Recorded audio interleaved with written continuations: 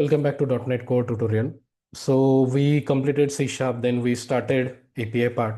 So till now the project creation, file structure information, and how do we do the CRUD operation with database. This is completed. So this is what we have achieved. So we created DB context class after creating the database and the table. Then we created model also. This model we registered into our DB context as a DB set like this. Then we created our controller. Inside that we carried out complete CRUD operation. You can see get API, post API, put API, and the delete API. So all the CRUD operation completed. Now in this video, what we are going to discuss. So if you see till now, what is the return type? So here we are returning list of this. Here we are returning the model. In delete API we are returning bool. Normally we don't do this like, right? Just to cover the basic, I have done like that. But how do we actually do the API, right? So we use IActionResult for the return type. So this is a base class. This is IActionResult where they're in MVC. Now it's an interface. What we have it over here. Again, I will explain interface and everything later. But for now, this is the return type. Then what different return types we can have? 200, 201, 400, 500, some error we send while using APIs, while integrating API in the Angular side, you might have faced if you pass the invalid object, you get 400. If the record is created 201, 201, right? Okay, something like that. Then validation. So three part we will try to cover. So first, IActionResult. And we will use the existing one only. Or let's create the same one more time. So that existing code, because this code I will be sharing with you. So you can have the access. Let's say another controller I will create. So here I'm naming student advanced. Fine. Just you will understand that this is the second controller. I will just copy paste the existing code, whatever we had. Then I will explain the changes.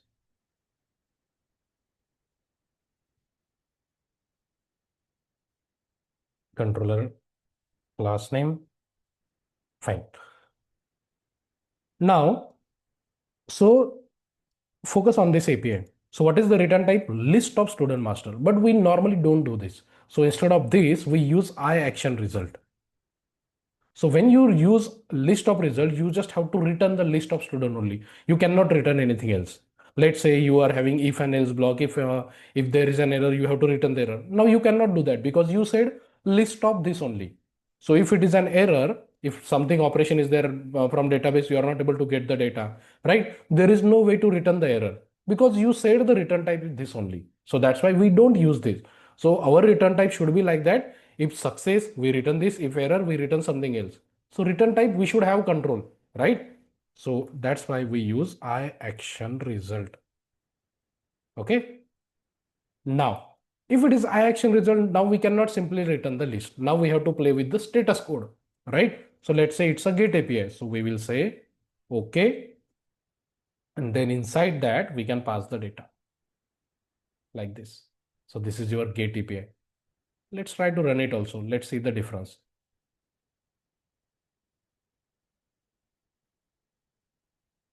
Why it is taking time? Yeah, running. Give it a moment.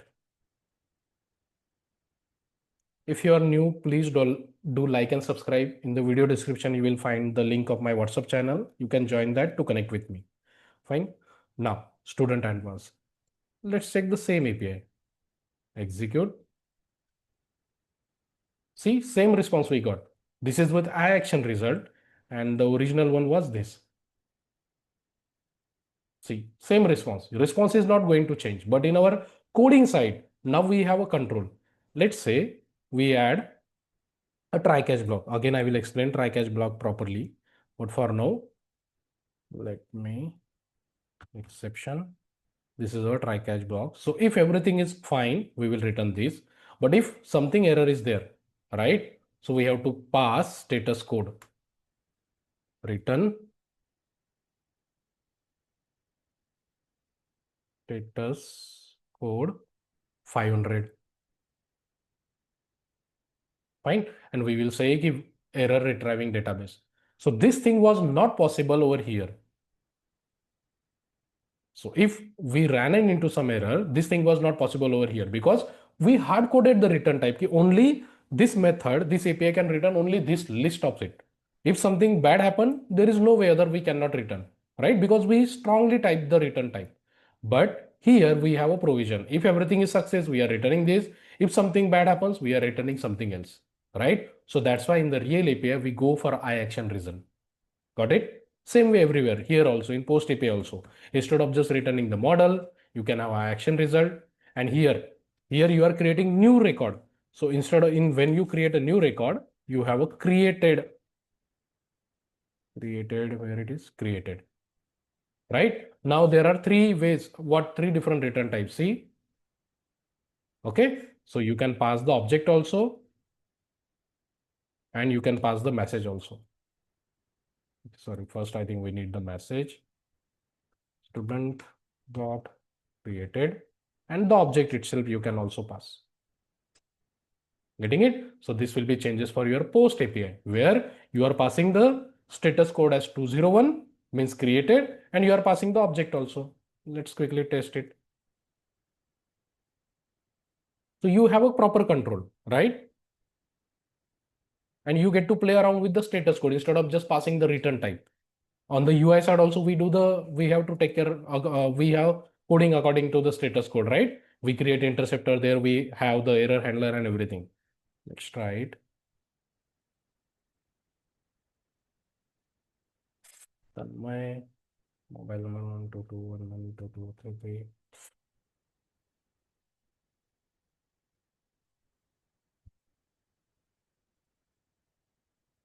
Fine, let's click on execute. Wait, we got 400. Why we got 400? Somewhere object is not correct or what? Then we pause. Okay, so here you can see we got missing double quotes. So 400 we got. Execute. Now it should work fine. See, we got the response and status code is 201. Got it? So this is how you send the response back. Clear? Wait, where are we? Yeah, correct only. Getting it? So this is how we send the response. Same with update and delete also. Let's say the delete API. So IActionResult, delete API. Now here you can say okay, and you will pass the message like student deleted. And if you don't found the record, so this if statement is for whatever the ID you pass, it exists or not. If you pass the ID which does not exist, so you have not found status code.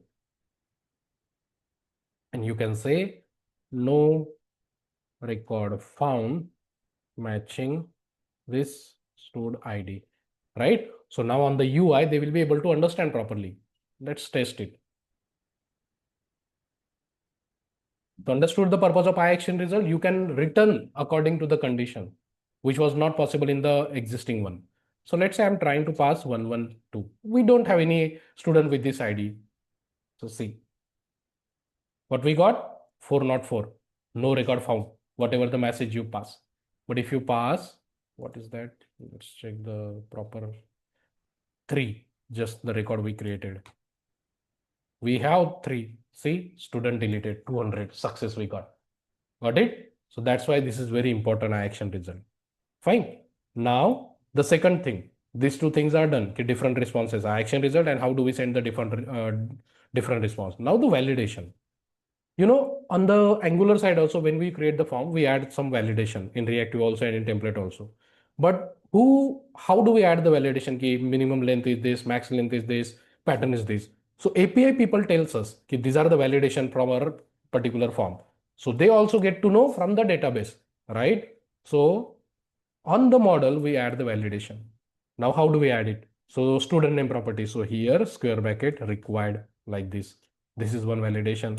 Let's say for a student name minimum length, you need 4-character minimum length they should have passed like this. Here, this is required. Required min length and max length 10. Because mobile number, minimum and max length should be 10, right? We can pass the email pattern also. Required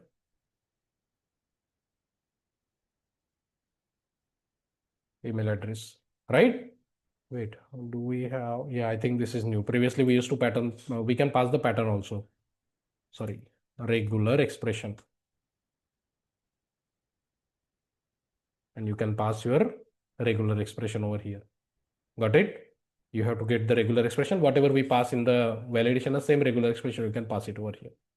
Got it? So like this we can do.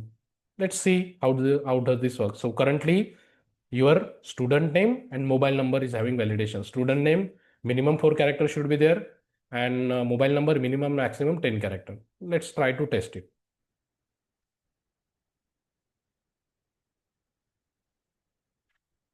So add student. Let's say my student name, I will just pass 3 character. Mobile number, I will pass more than 10 character. Fine. Let's try it. Execute. What we got? 400 means invalid, right? Whatever API is expecting, we didn't pass, so bad request, right? You might have faced this bad request multiple times. And in response, you get validation also. Okay, what rules, why we are getting mobile number, whatever the rules we added, the response, the object what we pass is not according to that, right? Let's try to correct it. So student name, I will pass it as Umesh. Let's try to execute with the wrong mobile number. Still we are getting error for the mobile number. Let's pass the correct 2233445566. Now if I execute, see the data got created, right? So this is your validation. Again, the same check you can add it over here also. In your save API, we have extra check for addition, that is model validation. So here, if model dot valid or so what, if I forgot it, what is it? Model state, like this. See, if your model state is invalid, you will return bad request, or else you will execute your code like this. Getting it? Let's test it. We retrieve the model state, whatever the model state, which field is required, which is not. Everything we get it over there. I will pass wrong mobile number, student name, see 400, and you got the. So without passing it also, it was returning, but we can have one more check for model state validation also.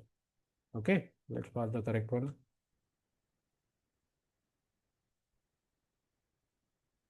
See, okay. So this is how we add the validation on the model, right? So in database also we add the validation, like what is required, what is not required, minimum, maximum character. Just like that, on the model also we add the validation. Again, on the UI also we add the validation. So you can see we have 3 level of checks when it comes to validation: UI, API, and the database also finally. Got it? So this is what the next episode was about: IActionResult, different return type, and the validation. Okay, so we have covered this also. Next episode, again, I will cover so many things one by one. I will try to cover everything what we should know for just to enter into a full stack development field, right? Again, if you are following it, please do like and subscribe. Join my WhatsApp group link also. You can always reach out to me. If you are liking my content, please do comment also. That will help me to understand how you are following. Do I need to improve anything or not? Fine. Thanks for watching.